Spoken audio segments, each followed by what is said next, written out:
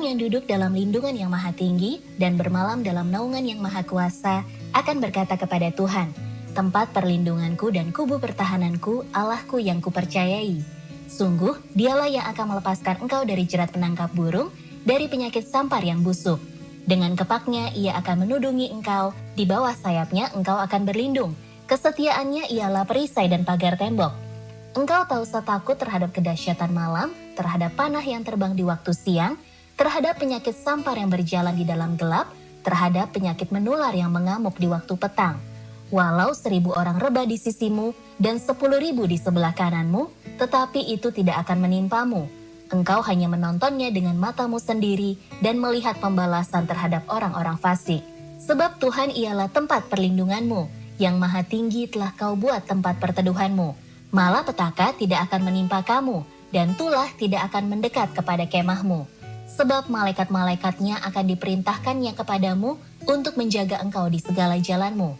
Mereka akan menatang engkau di atas tangannya, supaya kakimu jangan terantuk kepada batu. Singa dan ular tedung akan kau langkahi, engkau akan menginjak anak singa dan ular naga. Sungguh hatinya melekat kepadaku, maka aku akan meluputkannya. Aku akan membentenginya, sebab ia mengenal namaku. Bila ia berseru kepadaku, aku akan menjawab. Aku akan menyertai dia dalam kesesakan, aku akan meluputkannya dan memuliakannya. Dengan panjang umur akan kukenyangkan dia, dan akan kuperlihatkan kepadanya keselamatan daripadaku.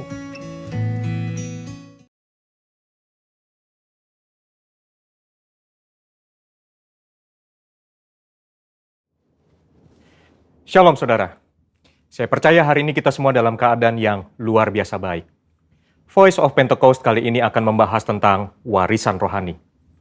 Kita saat-saat ini sedang ada dalam masa yang menggairahkan dengan dibangkitkannya generasi Yeremia, di mana anak-anak muda sedang dipakai Tuhan secara luar biasa. Namun, untuk mereka bisa bergerak sesuai dengan tujuan Tuhan, maka bagian kita sebagai orang tua adalah mempersiapkan warisan bagi mereka. Amsal 13 ayat 22a menyatakan, orang baik meninggalkan warisan bagi anak cucunya. Ayat ini mengajarkan bahwa harus ada warisan yang diberikan bagi anak cucu. Yang dimaksud tentu bukan warisan harta kekayaan, tetapi warisan nilai-nilai kehidupan yang membentuk dan mengajar anak-anak untuk hidup benar di hadapan Tuhan. Kenapa kita sebagai orang tua harus meninggalkan warisan rohani? Warisan menjadi penting karena kita sedang memberikan dasar berpijak yang kuat untuk mereka meneruskan apa yang sudah dibangun sebelumnya, sehingga mereka tidak perlu memulai dari nol. Justru dengan warisan yang kita berikan kepada mereka akan membuat generasi Yeremia akan bergerak lebih cepat, membangun lebih banyak dengan dampak yang jauh lebih besar. Warisan rohani yang seharusnya didapat oleh seorang anak adalah yang pertama, keteladanan.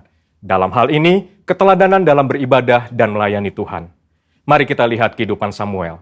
Sejak kecil Samuel sudah berada dalam lingkungan bait Allah dan terbiasa mengenakan jubah dan baju efod dari kain lenan yang dibuatkan ibunya. 1 Samuel 2 ayat 19 mencatat, setiap tahun secara rutin ibunya memberikan jubah imam kepada anaknya. Ini adalah gambaran kesetiaan dan kesungguhan dari seorang ibu yang menginginkan anaknya tumbuh menjadi seorang pelayan Tuhan. Hasilnya adalah Tuhan justru memilih Samuel menjadi imam dibandingkan dengan kedua anak imam Eli sendiri yang hidup dalam dosa. 1 Samuel 2 ayat 26 mencatat bahwa Samuel yang muda itu semakin besar dan semakin disukai, baik di hadapan Tuhan maupun di hadapan manusia. Samuel mendapat pijakan untuk langkah awalnya sebagai seorang imam melalui kesetiaan ibunya. Sedangkan Hofni dan Pinehas kehilangan pijakan itu dikarenakan sikap ayahnya yang hanya mempedulikan jabatan dan fasilitas sebagai imam serta menghormati anak-anaknya lebih daripada menghormati Tuhan. Orang tua yang tekun berdoa, tekun membaca Alkitab, dan setia melayani Tuhan menjadi contoh yang akan ditiru oleh anak-anaknya. Menjadi teladan adalah inti dari menolong anak-anak untuk berkembang secara rohani. Anak-anak mengamati kita ketika kita sama sekali tidak menyadarinya, merekam dalam pikiran dan hati mereka setiap rinci dari sikap dan tindakan kita. Seringkali, teladan dalam hal beribadah jauh lebih efektif dibandingkan dengan perintah untuk beribadah. Orang tua harus hidup dalam kebenaran dan iman untuk bisa mewariskan hal-hal rohani kepada anak-anaknya. Orang tua jangan hanya menyuruh anak berdoa dan membaca Alkitab setiap hari, Tapi jadilah teladan dalam berdoa dan membaca Alkitab setiap hari. Pentingnya kita sebagai orang tua untuk kita memperkenalkan Yesus Kristus sebagai Tuhan dan Juru Selamat sedini mungkin kepada anak-anak kita. Sehingga sebagaimana kita menerima keselamatan, demikian juga anak-anak kita diharapkan akan menerima Yesus Kristus sebagai Tuhan dan Juru Selamat mereka. Yang kedua, ketaatan. Ketaatan kepada Tuhan dan tidak berkompromi dengan dosa dan kecemaran, atau yang disebut hidup yang berintegritas. Sebelum anak-anak belajar menanggapi suara Allah, mereka pertama-tama harus belajar menanggapi suara orang tua mereka. Tuhan mengajar umat Israel melalui Yeremia dengan sebuah contoh dari kehidupan kaum orang Rekhab, dan kaum orang Rekhab menolak anggur pemberian Yeremia karena setia kepada perintah Yonadab bin Rekhab, bapa leluhur mereka, yang memerintahkan untuk tidak minum anggur sampai selama-lamanya. Dan Tuhan memberikan janjinya bahwa keturunan Yonadab bin Rekhab tidak akan terputus melayani Tuhan sepanjang masa. Teladan kekudusan ini haruslah bisa dicontoh oleh seorang anak dari orang tuanya. Di tengah dunia yang semakin rusak dan menuju kepada kehancurannya, umat Tuhan harus bisa memisahkan dirinya dari kedagingan dan perbuatan cemar. Perenungan firman yang teratur, pembacaan buku-buku rohani yang berkualitas, kehidupan doa, pujian, dan penyembahan yang berkesinambungan adalah syarat untuk mendapatkan kehidupan rohani yang semakin kuat dan semakin dewasa. 3. Kasih, yaitu kasih mula-mula, kasih yang mendalam kepada Kristus. Kasih adalah dasar dari kehidupan orang percaya. Tuhan Yesus memberikan perintah agung, yaitu mengasihi Allah dan sesama sebagai hukum yang terutama. Orang tua yang mengasihi Tuhan harus dapat mempraktekkan kasih itu di tengah-tengah keluarganya. Seorang ayah yang mengasihi istrinya dan seorang ibu yang menghormati suaminya menjadikan seorang anak hidup dalam kasih dan memudahkannya mengenal kasih Bapa di dalam Yesus Kristus. Kasih akan membentuk pribadi yang bertumbuh baik dan membawa mereka mengenal Allah yang adalah kasih itu sendiri. Ketika anak dipenuhi oleh kasih, maka anak akan memiliki rasa aman yang sangat dibutuhkan untuk mereka bisa mengembangkan potensinya secara penuh. Hasilnya akan memunculkan generasi unggul yang akan mentransformasi bangsa Indonesia melalui karakter, pengetahuan, dan kemampuan yang mereka miliki. Untuk anak-anak muda, ayo kita perhatikan dengan sungguh-sungguh apa yang sedang ditanamkan oleh otoritas di atas kita di dalam kehidupan kita. Ada orang tua yang memberikan arahan kepada kita. Ada gembala yang mengajarkan kehidupan doa, pujian, dan penyembahan. Ada mentor, guru rohani. Mereka semua adalah orang-orang yang Tuhan kirim dalam kehidupan kita untuk menuntun kita masuk dalam rencana Allah yang luar biasa. Biarlah generasi Yeremia yang dipenuhi Roh Kudus, cinta mati-matian kepada Tuhan Yesus, tidak kompromi terhadap dosa, dan akan bergerak untuk memenangkan jiwa, akan muncul dengan warisan rohani dari pendahulunya. Untuk penjelasan lengkapnya dari tim teologi kami, silakan klik link yang ada di atas atau scan QR Code yang tersedia. Salam integritas, Tuhan Yesus memberkati.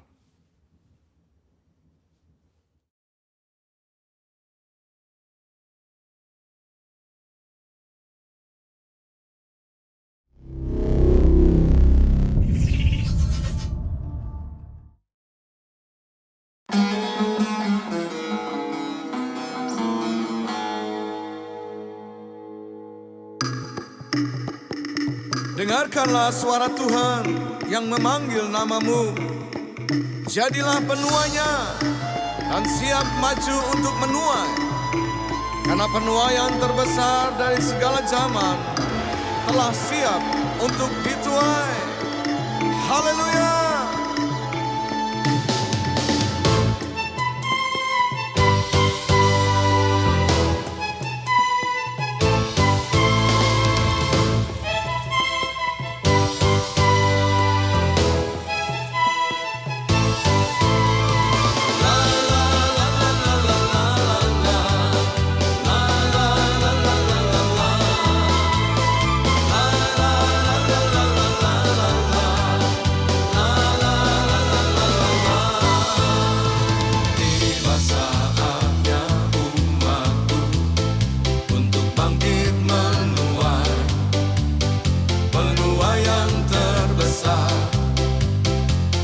Segala zaman,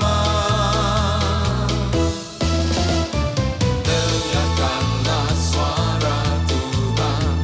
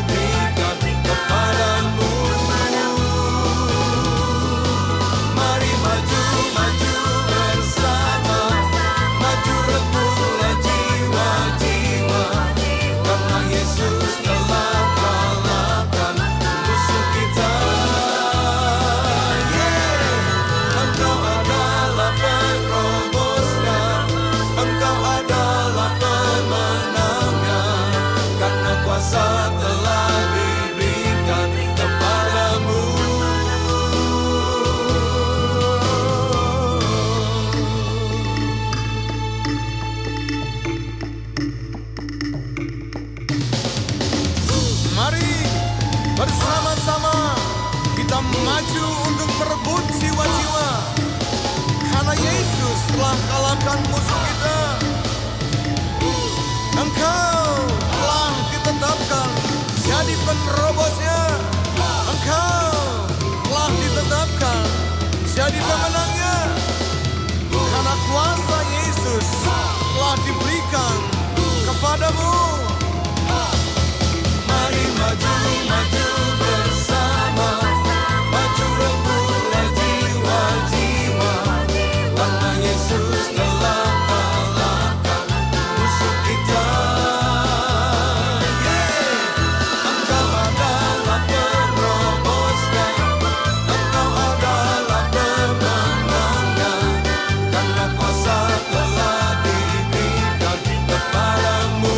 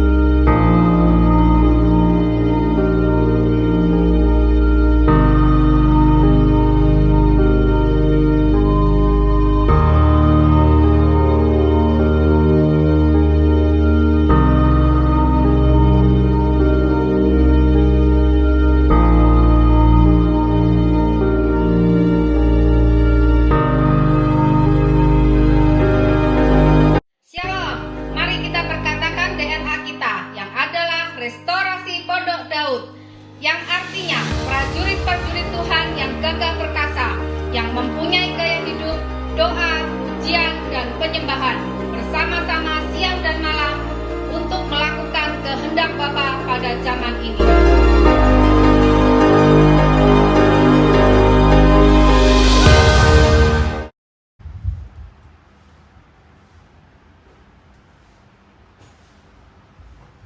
Haleluya, haleluya. Puji Tuhan, senang bisa berjumpa dengan jemaat GBI Maker, Louis Brother, grup-grup doa, dan juga saudara mungkin yang baru pertama kali mengikuti acara ini atau ikuti YouTube, di Facebook, di mana-mana saja saya ucapkan shalom, damai sejahtera menyertai kita semuanya. Haleluya, haleluya.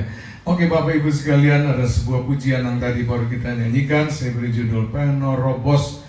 Ya, penerobos. Ya, memang ini saatnya untuk kita bangkit jadi penerobos-penerobos. Apalagi inilah ya pencurahan Roh Kudus terakhir, yang ketiga ini sedang dicurahkan dengan besar-besaran. Oleh sebab itu mari kita bangkit, jadilah penerobos-penerobos. Haleluya, haleluya. Oke, lagu ini nanti di tengah-tengah kita akan nyanyikan sekali lagi. Mari Bapak Ibu, kita akan memulai dengan sebuah doa untuk ibadah ini. Kita berdoa. Bapa yang kami kenal di dalam nama Tuhan Yesus Kristus, kami bersyukur dan berterima kasih kalau saat ini Tuhan adalah saat yang terindah Tuhan, di mana kami boleh berjumpa kembali dengan jemaat, berjumpa dengan orang-orang yang kami kasihi walaupun melalui rekaman Tuhan. Dan kami percaya Tuhan, perjumpaan ini akan membuat kami tetap bersehati, tetap dekat, erat satu sama yang lain. Terima kasih Roh Kudus. Nah, seluruh rangkaian acara ibadah baik pujian dan firman Tuhan kami serahkan ke dalam tangan-Mu. Biarlah pengurapan-Mu dari surga turun atas hamba yang menyampaikan-Mu firman Tuhan dan juga jemaat yang mendengarkan, sehingga sama-sama kami diberkati oleh firman Tuhan. dan rangkaian acara, dan juga sebentar ada juga perjamuan kudus. Biarlah kami boleh mempersiapkan hati kami untuk mengambil bagian dalam tubuh dan darah-Mu. Terima kasih Roh Kudus, urapi kami semuanya di dalam nama Tuhan Yesus Kristus. Yang diberkati Tuhan sama-sama katakan amin. Haleluya, haleluya. Oke, ya sekali lagi mengawali ya khotbah saya dengan sebuah pujian yang saya beri judul ya berjagalah.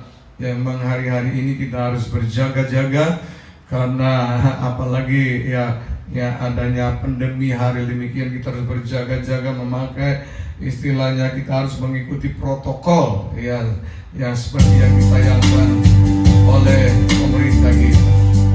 Mari kita nyanyikan sama-sama. Berjaga di dalam doa senantiasa, kenakanlah jubah kekudusan Tuhan, menyambut kedatangannya di atas awan. Aku siap Tuhan, segenap hidupku ku sembahkan Tuhan, di atas semangatku. Sekali lagi berjaga di dalam doa senantiasa, kenakanlah jubah kekudusan Tuhan, menantikan kemuliaannya dinyatakan, menyambut kedatangannya di atas awan.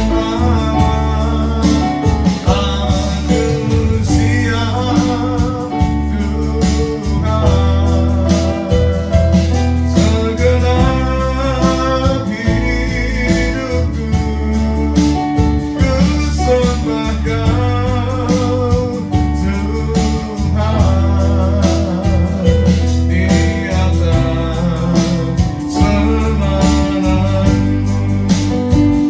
Aku siap Tuhan, segenap hidupku ku sembahkan Tuhan, di atas semangatku, di atas semangatku.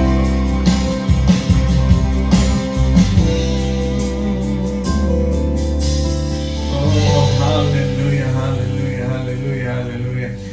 Ya, pujian tadi berkata berjaga-jagalah. Ya, saya ketika nyanyikan saya teringat sebuah kisah nyata itu beberapa tahun yang lalu. Ya, mungkin Bapak Ibu juga tidak pernah lupa mengenai cerita tentang kapal Titanic yang tenggelam ya karena menabrak gunung es, sehingga ya 1.600 orang ya baik penumpang maupun awak ya kapal semuanya mati, saudaraku. Ya disebabkan karena ya hal yang sangat sepele sekali. Itu karena di mana para petugas ya pengontrol yang di deck itu, yang di bawah mereka yang mengontrol kecepatan yang kapal, yang mau belok ke kiri, ke kanan dan sebagainya, mereka mengontrol semuanya di bawah. Tetapi bagian pengontrol dari atas itu memberitahukan ya bahwa ada gunung es di sebelah kanan. Ya, sampai 3 kali diberitahukan bahwa ada gunung es, cepat ya alihkan setirnya, putar ke kiri, dan kecepatannya dikurangi sampai 3 kali ya. Ya mungkin mereka dibawa karena begitu sibuknya ya dengan pekerjaan masing-masing, ya sibuk dengan hal-hal yang mereka sedang kerjakan, sehingga tidak mendengar ya petugas pengontrol yang berdiri di atas.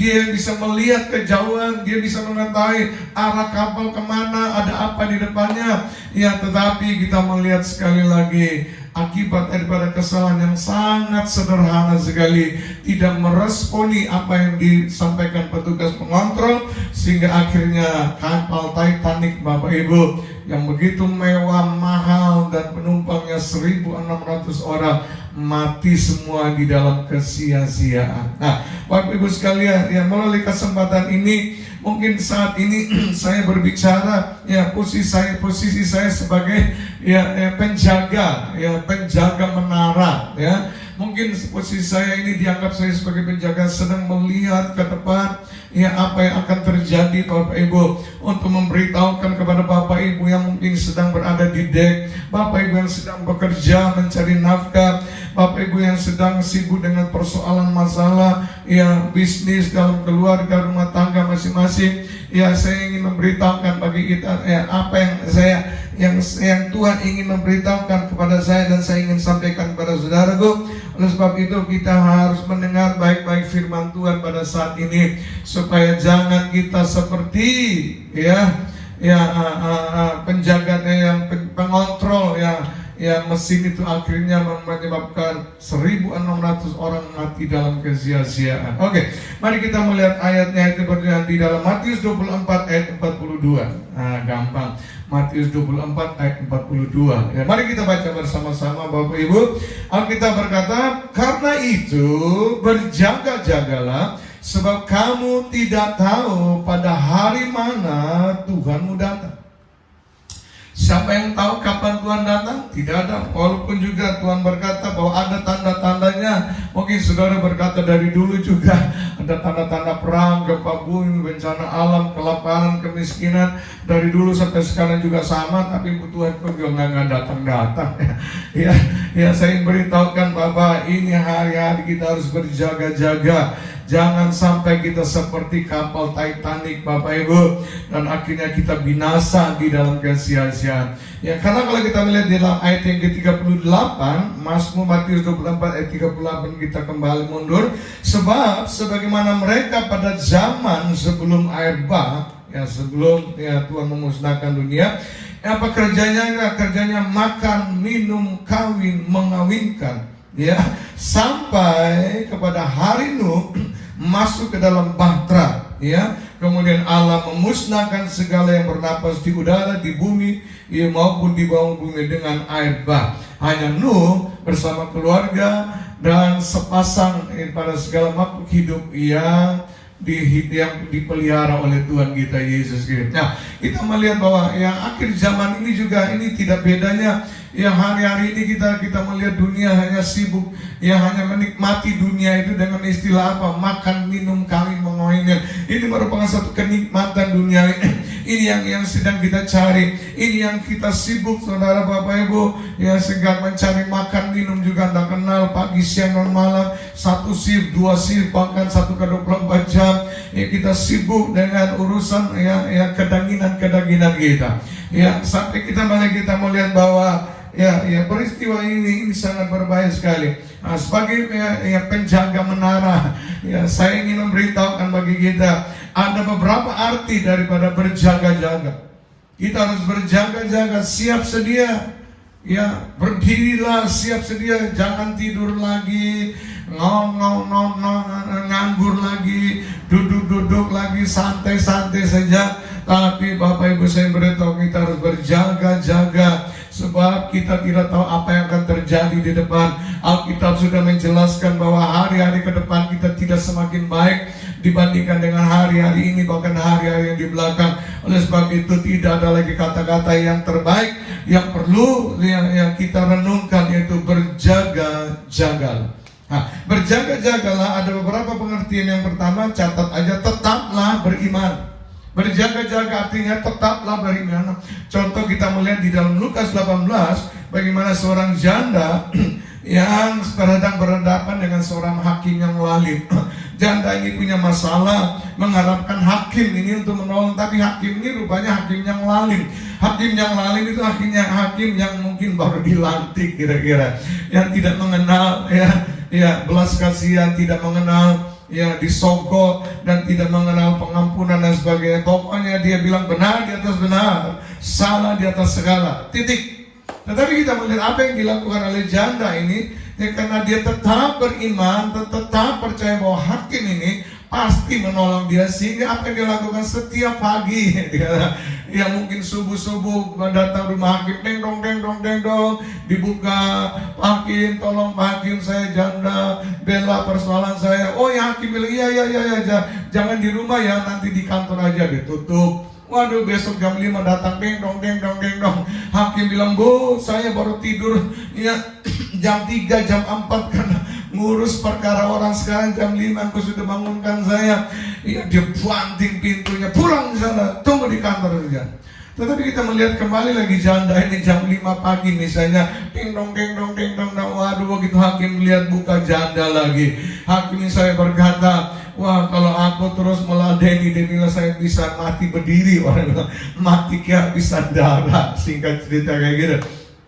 Dan akhirnya apa? Ayat yang kelima, hakim berkata, ya, karena engkau sangat menyusahkan saya, engkau terus menggoda, mengganggu saya. Oke, pulang.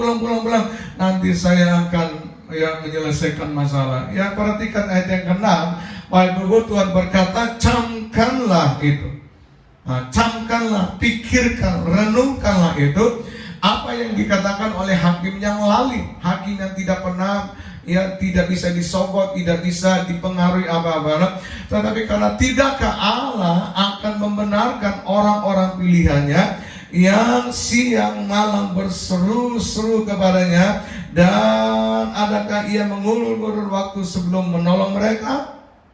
Wah, artinya dengan kata lain, kalau kita sedang mengalami masalah, Alkitab berkata kita harus berjaga-jaga, artinya tetaplah beriman, tetaplah percaya kepada Tuhan, bahwa Tuhan adalah pertolongan kita, Dialah sumber dari segala jawaban.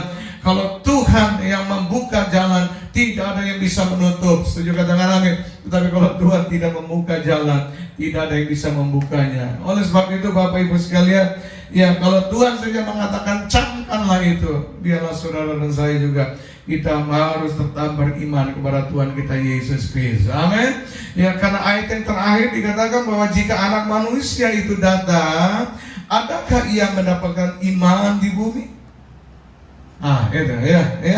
Jika Tuhan Yesus pada sangkakala Allah berbunyi yang kedua kali nanti, apakah dia mendapatkan, adakah iman di bumi? Oh, haleluya. Bapak Ibu sekalian, apa itu iman? Bapak Ibu coba lihat di dalam Ibrani 11, ya. Ibrani 11 ayat yang pertama sampai ayat yang ketiga. Perhatikan.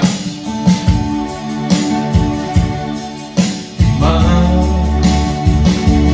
adalah dasar dari segala sesuatu yang kita harapkan, dan bukti dari segala sesuatu yang tidak kita lihat. Karena iman kita mengerti bahwa alam semesta telah dijadikan oleh firman Allah, sehingga apa yang kita lihat telah terjadi dari apa yang tak dapat kita lihat. Amin. Dari apa yang tak dapat kita lihat, itu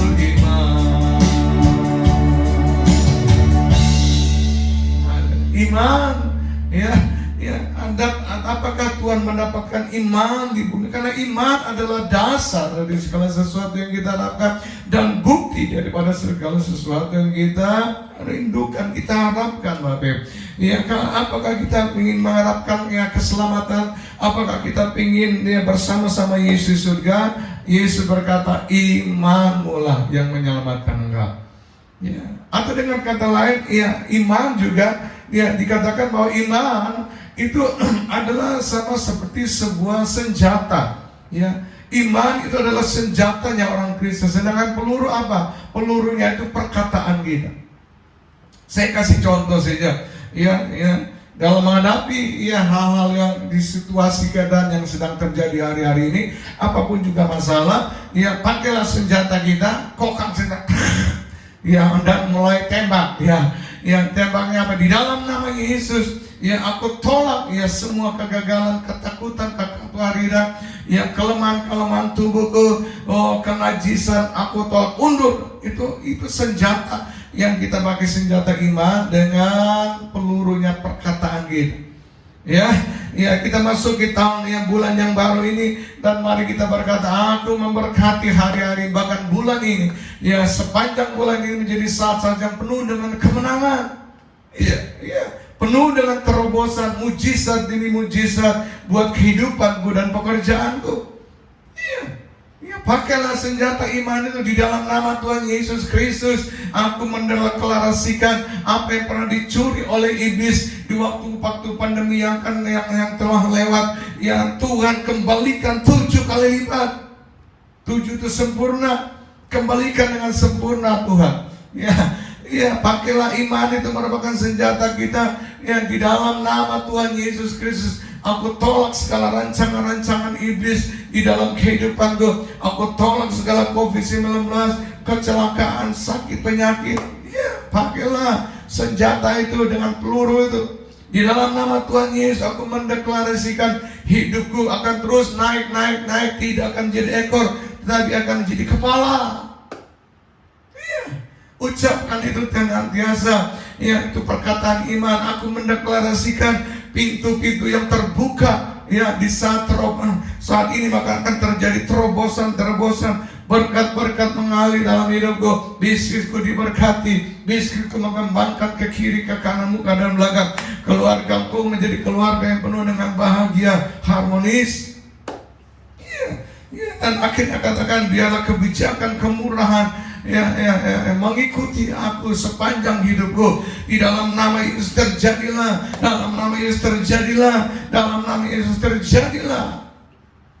Oh Bapak Ibu sekalian, jika kita sedang mengalami masalah, jangan menyanyi. Menyanyi itu nggak usah diajarin. Menyanyi kayak begini, nyanyi itu kayak begini. Tuhan, masihkah kau mendengar doaku? Saudaraku, kita tidak perlu bernyanyi. Amin. Kita harus memakai perkataan. Itu menyanyi kayak begini lagi. Aku tak sanggup lagi menerima derita ini. Aku tak sanggup lagi menerima semuanya. Oh haleluya.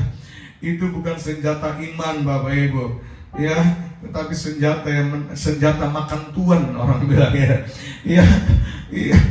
seharusnya kalau kita memakai senjata iman dan memakai peluru kita, perkataan kita, seharusnya kita berkata, sebab itu ku percaya pada janji-Mu, takkan tergoyah, karena Yesus tak lalai kan menepati janji kepadaku.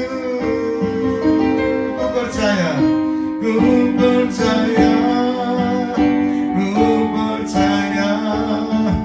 amin,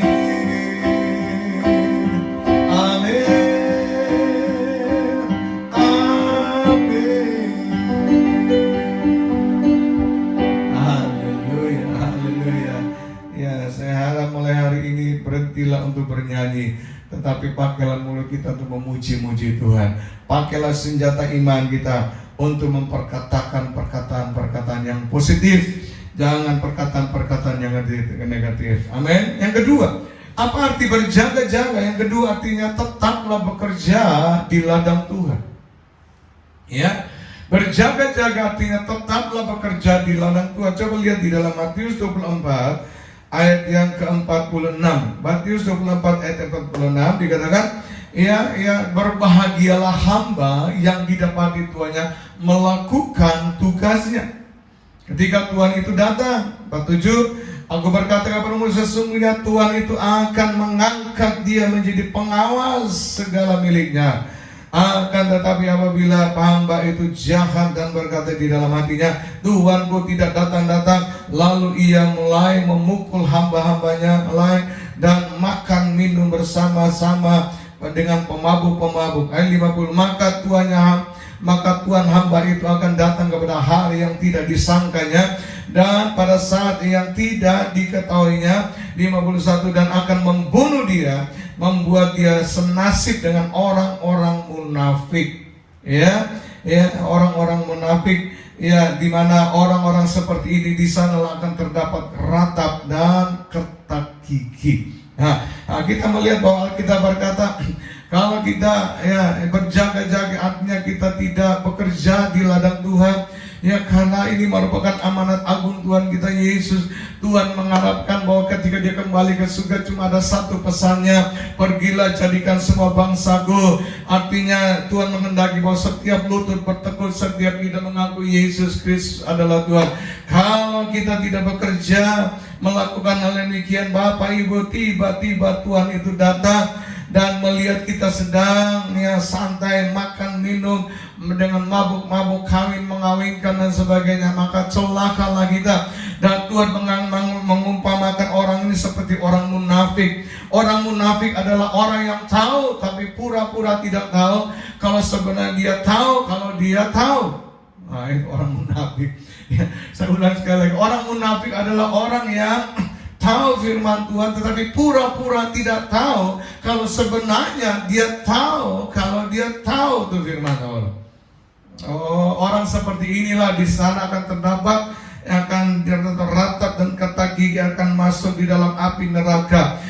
Bapak Ibu, saya masih ingat pesan daripada Bu Gembala sebelum dia dipanggil Tuhan, yang terutama di dalam doa malam, Bapak Ibu. Sangat jelas sekali. Setiap kali pembicara selesai berkhotbah, dia selalu mengambil mic-nya dan dia selalu beri pesan supaya kita hidup lebih sungguh-sungguh, artinya berjaga-jaga. Dia mengendaki bahwa setiap kita, mari selamatkan jiwa, selamatkan jiwa, selamatkan jiwa, selamatkan jiwa. Bapak Ibu sekalian, marilah Bapak Ibu kita meresponi apa yang dirindukan oleh Ibu Gembala kita, pesan-pesan dia terakhir. Dan kalau kita melakukannya, saya percaya dia bukan sedang istirahat dengan tenang di sana, tapi istirahat sambil tersenyum. Haleluya, amin. Bapak Ibu mengendaki Ibu Gembala tersenyum, lakukanlah itu. Selamatkan jiwa-jiwa, telepon keluarga-keluargamu yang belum percaya Yesus, dan minta supaya dia diselamatkan. Seperti dalam pujian yang sudah saya sampaikan, kita akan nyanyikan sekali lagi yang saya beri judul Penerobos. Haleluya, haleluya.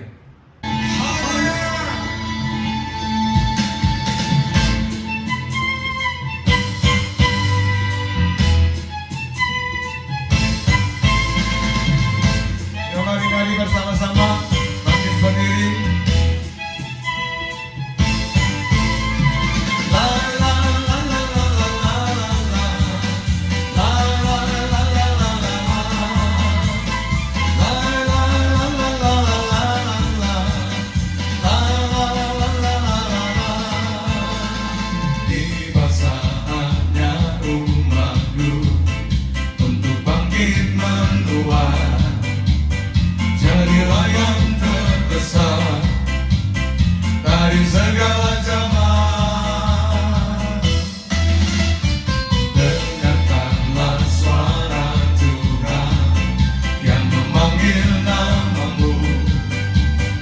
Jadilah penuhnya, siap maju menuai. Mari maju, maju bersama, maju rebutlah jiwa-jiwa, karena Yesus telah kalahkan musuh kita.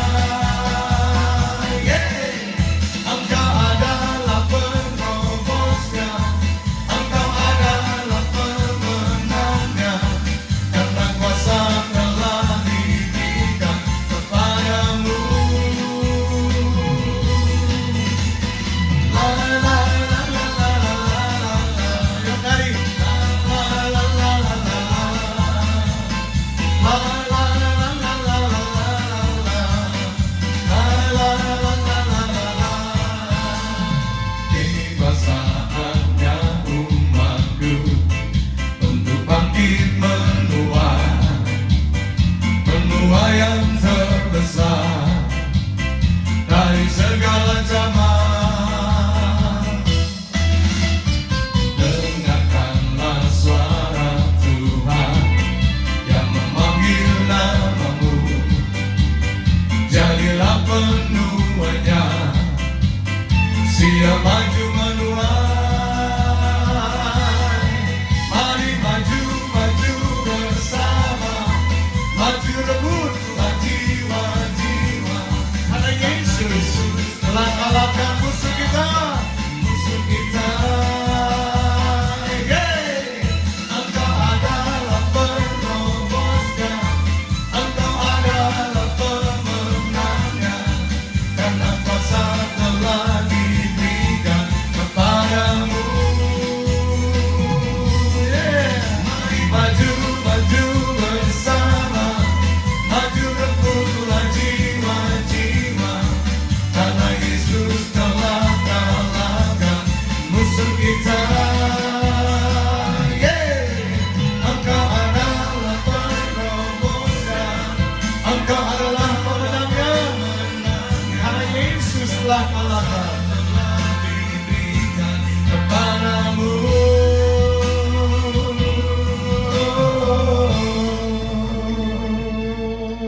Berikan tepuk tangan bagi Tuhan kita Yesus Kristus. Haleluya. Puji Tuhan, puji Tuhan ya.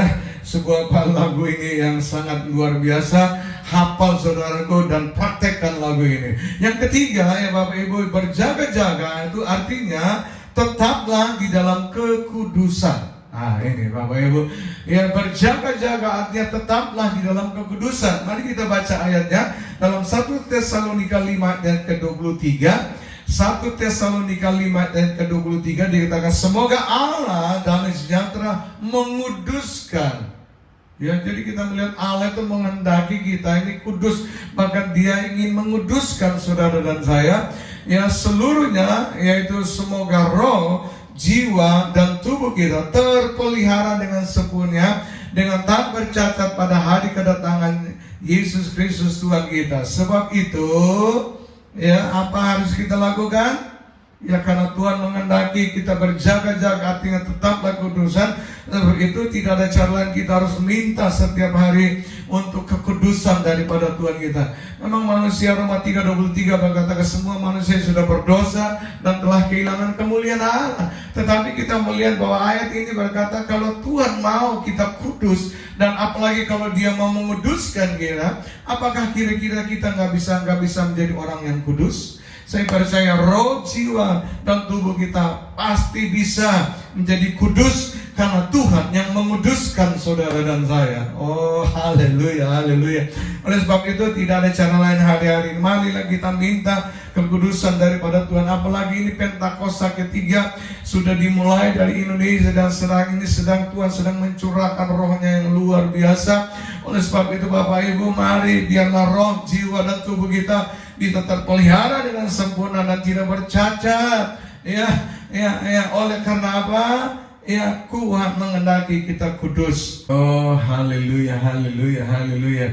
Ya, tidak sukar bagi Tuhan untuk menguduskan kita kalau kita mau mempersembahkan tubuh, jiwa, roh kita di mezbah Allah sebagai persembahan yang hidup, kudus, dan berkenan kepada Allah. Jadi akhirnya kita berkata, sebagai penjaga menara, saya memberitahukan bagi saudara-saudara yang sedang berada di dek kapal, saudara yang sedang sibuk dengan segala pekerjaan apa saja di dunia ini, tidak salah. Tetapi dengarlah, penjaga menara sedang berkata bahwa kita harus berjaga-jaga. Ya, berjaga-jaga itu artinya kita harus tetap beriman kepada Tuhan kita Yesus Kristus.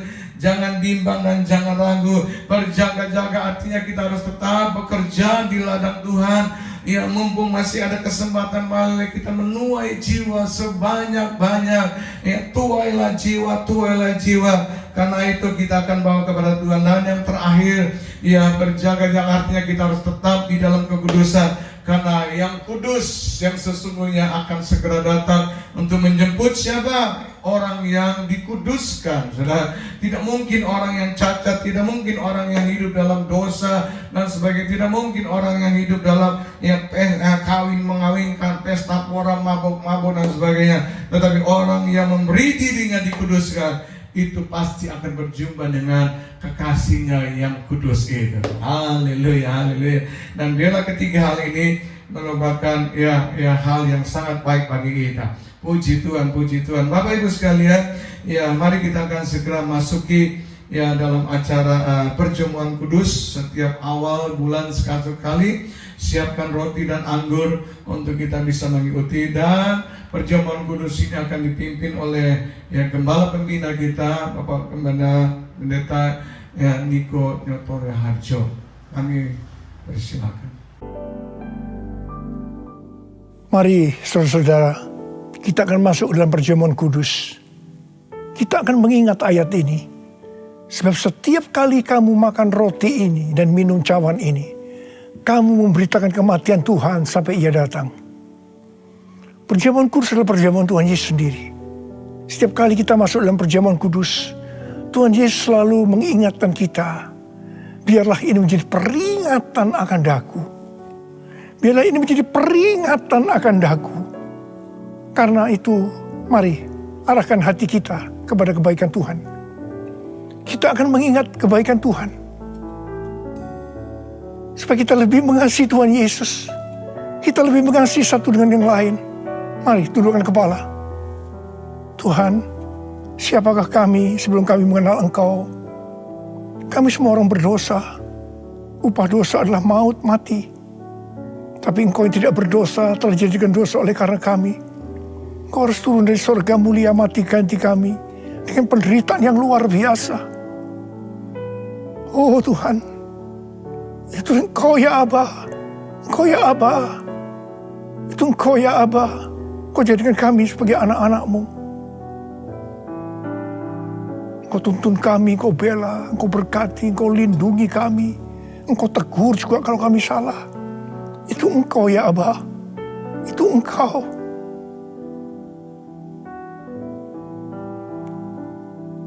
Tuhan akan memberkati saudara dan saya melalui perjamuan kudus ini.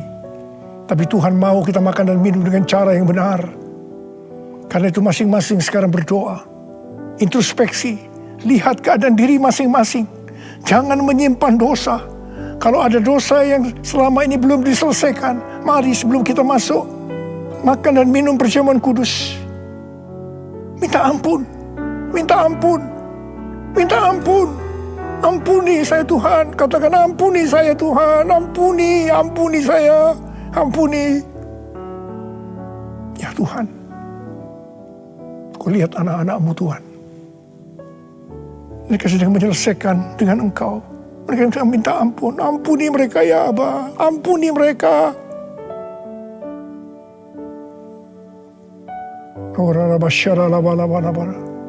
Mari sekarang kita masuk dalam perjamuan kudus dengan hati yang penuh ucapan syukur.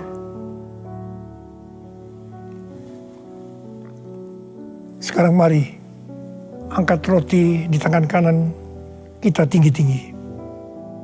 Sebab apa yang telah kuteruskan kepadamu telah aku terima dari Tuhan. Yaitu bahwa Tuhan Yesus pada malam waktu Ia diserahkan mengambil roti. Dan sesudah itu Ia mengucap syukur atasnya. Ia memecah-mecahkan dan berkata, inilah tubuhku yang diserahkan bagi kamu. Perbuatlah ini menjadi peringatan akan aku. Saudara dikasih Tuhan, bukankah roti yang kita pecah-pecahkan ini adalah persekutuan kita dengan tubuh Kristus? Mari kita makan dalam nama Yesus.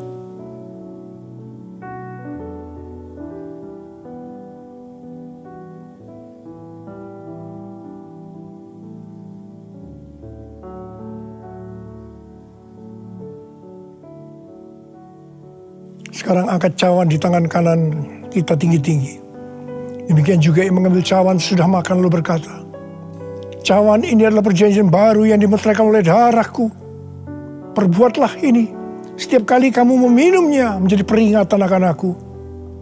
Saudara dikasih Tuhan, bukankah cawan pengucapan syukur yang atasnya kita ucapkan syukur adalah persekutuan kita dengan darah Yesus? Mari kita minum dalam nama Yesus.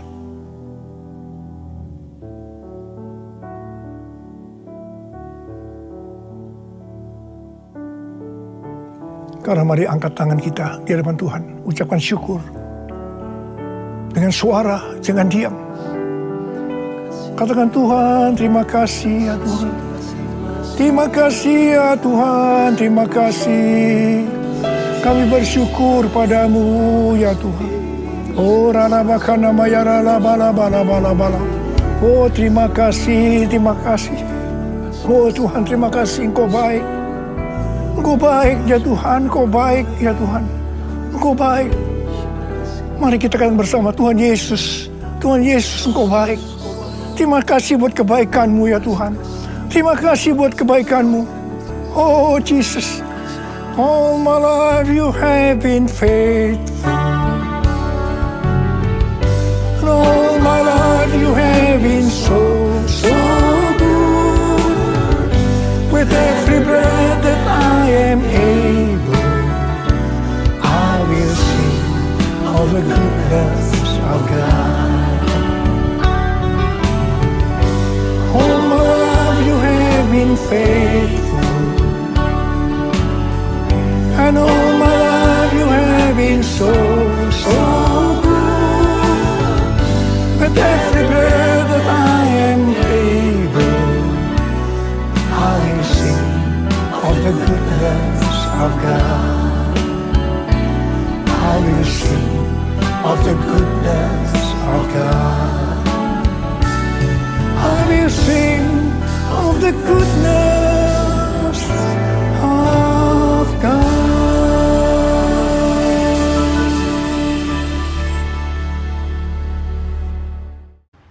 Haleluya, haleluya, haleluya.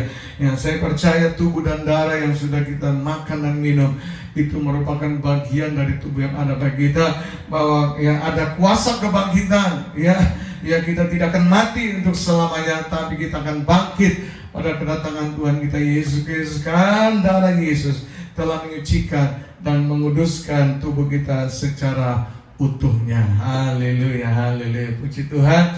Ya, mari Bapak Ibu, kita akan datang juga, merupakan setiap minggu awal ya kita belajar untuk mentaati, yaitu apa, mengembalikan apa yang Tuhan sudah berikan bagi kita, yaitu 10% daripada hasil yang kita peroleh.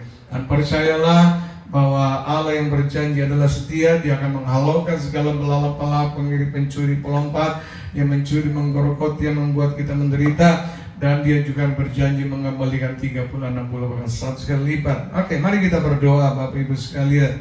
Bapak, kami mengucap syukur dan terima kasih untuk saat ini kami sudah boleh mengikuti, mendengar firman Tuhan, boleh makan, mengambil bagian dalam perjamuan yang kudus, di mana tubuh dan darah-Mu telah menjadi bagian dalam kehidupan kami, Tuhan. Dan kami mengucap syukur dan berterima kasih pula kami boleh diberi kesempatan untuk belajar taat Tuhan, dengan untuk mengembalikan apa yang sudah Kau berkati sepanjang bulan yang lalu, Tuhan. Terima kasih Bapa, dan terimalah persembahan ini bagi pelebaran kerajaan-Mu di gereja, Tuhan. Dan hamba berdoa Tuhan, Engkau memerintahkan untuk kami menghalaukan segala belalang, pengirit, pelompat yang mencuri, menggerogoti, yang mengambil hak-hak kami. Kami tolak dalam kami segala penyakit-penyakit, kecelakaan, kami tolak semuanya. Terima kasih, dan Engkau memerintahkan kami untuk melepaskan berkat 30, 60, bahkan 100 kali lipat, sehingga kami yang memberi tidak semakin berkekurangan tetapi semakin berkelimpahan. Terpujilah Kau di dalam nama Yesus Kristus yang bersuka cita, sama-sama katakan amin. Haleluya, haleluya. Bapak Ibu sekalian, bahwa pengumuman buat saudara dan saya, tolong doakan, kami sedang berbincang-bincang juga dengan pengurus, dan juga mungkin kami akan share dengan pengerja. Mungkin Bapak Ibu bulan depan kita mau coba untuk offline, beribadah secara langsung. Karena jujur sebagai seorang gembala sangat rindu untuk berjumpa dengan jemaatnya. Sebagai seorang gembala sangat rindu berjumpa dengan domba-dombanya. Saya tidak tahu keadaan Bapak Ibu, saya cuma bisa berdoa dari rumah setiap hari supaya Bapak Ibu diberkati, dijaga, dipelihara Tuhan dengan berlimpah-limpah. Haleluya. Doakan Bapak Ibu sekalian Kalau Tuhan izinkan, ya bulan depan kita akan offline, kita akan memulai, tetapi tetap dengan mengikuti protokol dari pemerintahan kita. Oke, mari kita akan sebelum berakhir, kita akan bangkit sekali lagi, kita akan berdiri berdoa.